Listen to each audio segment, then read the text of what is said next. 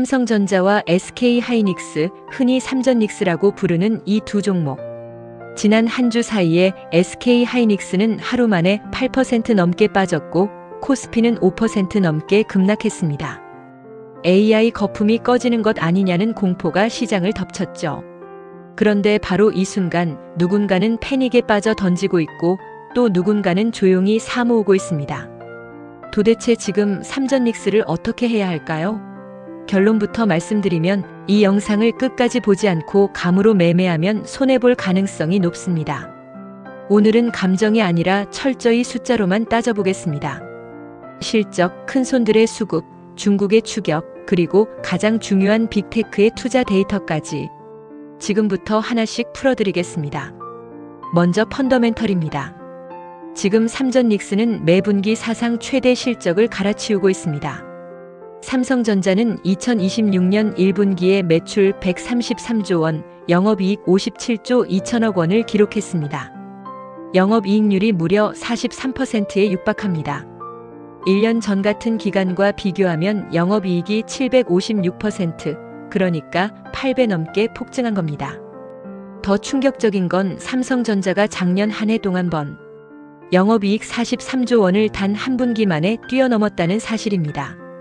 한국 기업 역사상 처음으로 단일 분기 영업이익 50조 원을 돌파한 기록이기도 합니다. SK하이닉스도 만만치 않습니다. 같은 1분기에 매출 52조 6천억 원, 영업이익 37조 6천억 원을 올렸습니다. 분기 매출이 사상 처음으로 50조 원을 넘었고 영업이익률은 창사 이래 최고인 72%를 찍었습니다. 100원어치를 팔면 72원이 남는다는 뜻입니다. 이게 얼마나 대단한 수치냐면 전 세계 시가총액 1위 기업 엔비디아의 이익률에 견줄 만한 수준입니다. 두 회사 모두 단순한 호황이 아니라 AI 시대가 만들어낸 구조적인 슈퍼사이클의 한복판에 서 있는 겁니다. 그렇다면 실적이 이렇게 좋은데 지금이 살 타이밍일까요? 여기서 많은 분들이 헷갈려 합니다. 실적은 사상 최대인데 주가는 최근 일주일 사이 급락했으니까요.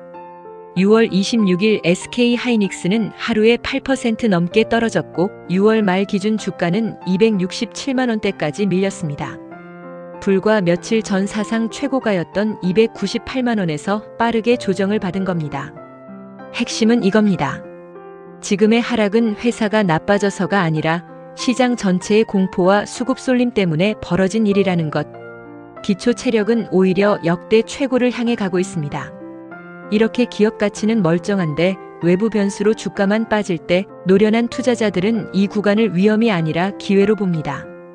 다만 한 번에 다 사는 건 위험합니다. 왜 그런지 큰손들의 움직임을 보면 답이 나옵니다. 주식시장에서 가장 정직한 신호는 외국인의 수급입니다. 외국인 자금은 한국 시장의 펀더멘털을 가장 빠르게 반영하기 때문입니다. 올해 흐름을 복기해 볼까요? 2026년 2월 외국인은 삼성전자를 9조 원, SK하이닉스를 3조 원 넘게 팔아치웠습니다. 한 달간 코스피에서만 약 20조 원에 가까운 역대급 매도 폭탄이 쏟아졌죠. 여기에 지정학 리스크까지 겹치면서 삼성전자는 19만 원대, SK하이닉스는 90만 원대까지 폭락했습니다. 그런데 5월로 넘어가자 분위기가 완전히 뒤집혔습니다. 5월 첫째 주 외국인이 단숨에 7조 원을 순매수하며 돌아온 겁니다. 이렇게 큰손들은 공포에 팔고 기회에 사면서 변동성을 만들어냅니다. 우리가 기억해야 할 건 이들이 던질 때 같이 던지면 바닥에서 팔게 되고 이들이 돌아올 때를 데이터로 확인하면 추세를 탈 수 있다는 점입니다. 그런데 흥미로운 점이 있습니다. 같은 외국인 매수세 안에서도 삼성전자보다 SK하이닉스로 돈이 더 몰린다는 겁니다. 왜 그럴까요? 답은 사업 구조의 순도에 있습니다. SK하이닉스는 사실상 메모리 단일 사업에 집중돼 있습니다. 그래서 AI 메모리 슈퍼사이클의 수혜를 가장 순도 높게 곧바로 실적에 반영합니다. 1분기 영업이익률 72%가 그 증거죠. 반면 삼성전자는 반도체뿐 아니라 스마트폰, 가전, 디스플레이까지 거느린 종합 전자회사입니다. 메모리에서 아무리 많이 벌어도 상대적으로 마진이 낮은 다른 사업들이 전체 이익률을 끌어내립니다. 게다가 SK하이닉스는 고대 역폭 메모리, 즉 HBM 시장의 최강자입니다. AI 가속기에 반드시 들어가는 이 HBM에서 압도적인 점유율 1위를 지키고 있죠. 외국인 입장에서는 AI에 가장 확실하게 베팅하는 방법이 SK 하이닉스인 셈입니다. 다만 같은 이유로 조정이 오면 SK 하이닉스의 낙폭도 더 크다는 점은 반드시 기억하셔야 합니다. 그렇다고 삼성전자를 무시하면 안 됩니다. 삼성에는 SK 하이닉스보다 훨씬 더 큰 꿈이 있기 때문입니다. 바로 엔비디아를 제치고 글로벌 영업이익 1위에 오르겠다는 목표입니다. 불과 1년 전만 해도 농담처럼 들리던 이 이야기가 지금은 외국계 투자은행 리포트의 기본 시나리오로 격상됐습니다. 증권가는 삼성전자의 2026년 연간 영업이익을 평균 300조 원, 많게는 327조 원까지 보고 있습니다. 한국 기업이 한 번도 도달한 적 없는 미지의 영역입니다. KB증권은 한 발 더 나아가 2027년 삼성의 영업이익을 488조 원으로 추정하며 그 해에 엔비디아를 근소하게 앞설 수 있다고 전망했습니다. 그 비결은 세 가지 축의 동시 정상화입니다. 메모리, HBM, 그리고 그동안 적자였던 파운드리까지. 특히 삼성은 지난 2월 세계 최초로 6세대 HBM인 HBM4 양산을 시작했고 준비한 물량은 이미 완판됐습니다. 파운드리에서도 테슬라와 엔비디아의 차세대 칩 수주 소식이 들려옵니다. 추격자였던 삼성이 반전을 노리고 있는 겁니다. 물론 이 장밋빛 시나리오에는 전제가 있습니다. 슈퍼사이클이 2027년까지 유지된다는 가정이죠. 그래서 우리는 위험 요인도 냉정하게 봐야 합니다. 가장 큰 변수는 중국입니다. 지금 중국이 메모리 시장을 침범하고 있습니다. 중국 최대 디램 기업 CXMT, 창신 메모리의 글로벌 디램 점유율은 작년 3%에서 올해 1분기 8%까지 치솟았습니다. 단숨에 세계 4위로 올라선 겁니다. 1분기 매출은 1년 전보다 700% 넘게 폭증했고요. 더구나 창신 메모리는 지난 6월 상하이 증시 상장으로 약 6조 7천억 원의 실탄까지 확보했습니다. 이 돈으로 공장을 늘리고 기술을 끌어올리겠다는 거죠. 이미 텐센트와는 4조 5천억 원 규모의 디램 장기 공급 계약을 맺었습니다. 자, 여기서 정확히 짚고 가겠습니다. 그렇다고 당장 삼전닉스가 위험한 건 절대 아닙니다. 전문가들은 한국과 중국의 기술 격차를 여전히 2년에서 3년으로 봅니다. 특히 AI의 핵심인 HBM 분야에서는 중국이 따라오려면 상당한 시간이 필요합니다. 게다가 미국의 규제로 중국은 최첨단 노광 장비를 구하지 못해 미세 공정에서 벽에 부딪혀 있습니다. 즉 중국의 위협은 HBM 같은 고부가 시장이 아니라 범용 디램의 가격 경쟁에서 먼저 나타날 겁니다. 위협은 실제하지만 그 시점과 영역을 구분하는 게 핵심입니다. 이제 가장 많이 받는 질문입니다. 정말 지금 사도 되는 걸까요? 여기서 초보와 고수가 갈립니다. 보통 주가 수익 비율, 즉 퍼가 낮으면 싸다고들 합니다. 그런데 메모리 주식에서는 이게 함정이 될 수 있습니다. 현재 삼성전자와 SK 하이닉스의 선행 퍼는 7배 안팎으로 분명히 낮아 보입니다. 하지만 퍼는 분모에 이익이 들어갑니다. 지금처럼 이익이 사상 최대일 때는 분모가 너무 커서 퍼가 착시처럼 낮게 나오는 거죠. 만약 이익이 고점이라면 지금의 낮은 퍼는 오히려 위험 신호일 수 있습니다. 그래서 메모리 사이클에서는 주가순 자산 비율, PBR을 같이 봐야 합니다. SK 하이닉스의 PBR은 약 2배에서 3배, 삼성전자는 1배 안팎입니다. 이 숫자만 보면 SK 하이닉스는 미래 성장을 이미 상당 부분 반영해 다소 비싸고 삼성전자는 여전히 저평가 영역에 있다고 해석할 수 있습니다.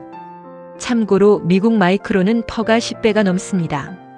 글로벌 경쟁사와 비교하면 한국 두 종목 모두 할인받고 있는 건 맞습니다.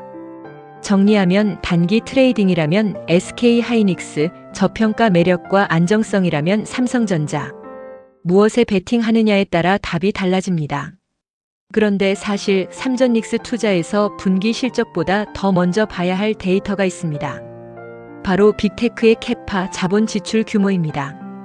왜냐하면 삼전닉스의 메모리를 사가는 최종 고객이 바로 이 빅테크들이기 때문입니다.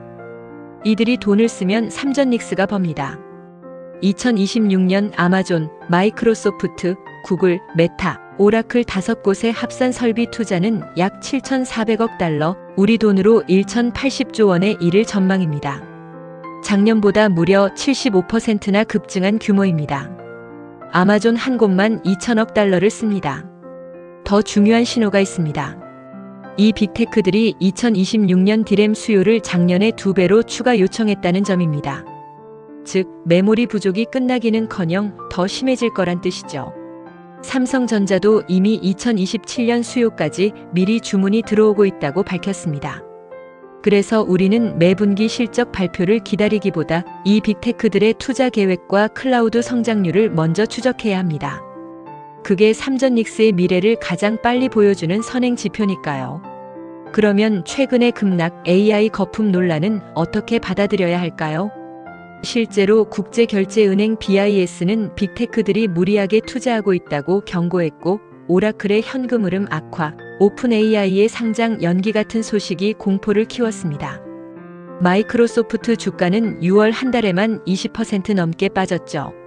이런 거시 변수들은 분명 무섭게 느껴집니다. 하지만 여기서 관점을 바꿔야 합니다. 기업의 펀더멘털이 훼손되지 않은 상황에서 거시 변수로 주가가 흔들릴 때 그건 위기가 아니라 매수 타이밍의 신호일 수 있습니다. 실제로 빅테크의 막대한 투자는 줄지 않았고 그 돈은 고스란히 반도체 업계로 흘러들어옵니다. 올해 반도체 지수가 90% 넘게 오르는 동안 정작 빅테크 주가는 부진했던 이유가 여기에 있습니다. 거시 공포는 가격을 깎아주지만 산업의 방향까지 바꾸지는 못합니다. 마지막으로 그래서 우리가 매일매일 데이터를 확인해야 하는 이유입니다. 삼전닉스는 코스피 시가총액의 절반 이상을 차지합니다. 그만큼 변동성이 크고 작은 뉴스에도 출렁입니다. 감으로 대응하면 반드시 흔들립니다. 외국인의 일별 순매수가 며칠 연속 이어지는지, HBM 인증 소식은 없는지, 빅테크의 투자 계획은 유지되는지, 이런 데이터를 꾸준히 점검하는 사람만이 공포에 휩쓸리지 않습니다. 결론입니다. 삼전닉스는 한 번에 올인하는 종목이 아닙니다. 펀더멘털이 탄탄하다는 확신이 있다면 주가가 지지선에 부딪힐 때마다 분할로 조금씩 모아가는 전략이 가장 합리적입니다. 공포가 지배하는 지금이 어쩌면 그 모아가기를 시작할 구간일 수 있습니다. 물론 모든 투자의 책임과 판단은 본인에게 있다는 점 잊지 마시고요. 오늘 내용이 도움이 되셨다면 구독과 좋아요, 그리고 알림 설정 부탁드립니다. 다음 영상에서는 삼성전자와 SK하이닉스 중 지금 무엇을 먼저 담아야 할지 더 깊게 파고들어 보겠습니다. 끝까지 시청해 주셔서 감사합니다. 구독, 좋아요, 알림 설정은 영상을 만드는데 언제나 큰 힘이 됩니다.